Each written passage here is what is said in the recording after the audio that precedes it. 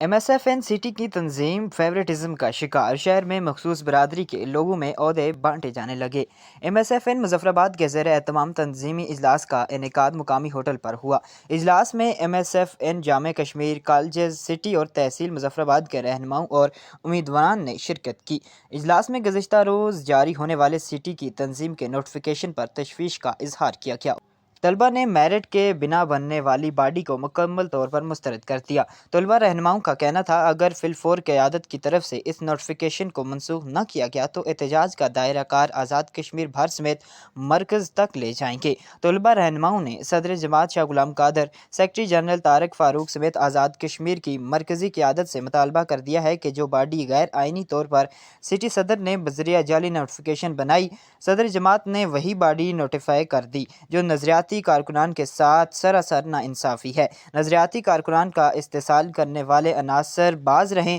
अगर यही रवैया बरकरार रखा गया तो पाकिस्तान की मरकज़ी क़यादत के पास अपना एहतजाज रिकॉर्ड करवाएंगे। जिन कारकुनान ने 10 साल तलबा सियासत को दिए, इन्हें इग्नोर करना समझ से बालातर है। फैसले के ऊपर जो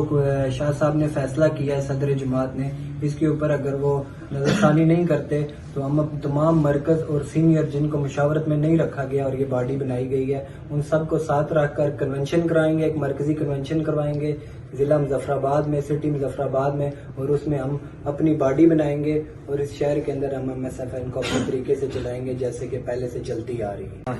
आज हम सबका यहाँ पे बैठने का मकसद यह था कि कल जो एक नोटिफिकेशन जारी हुआ, जो बंद कमरे में एक तंजीम बनाई गई, हम सब उसको मुस्तरद करते हैं और शाह गुलाम कादर साहब से ये अपील करते हैं कि उस पर नजरसानी की जाए और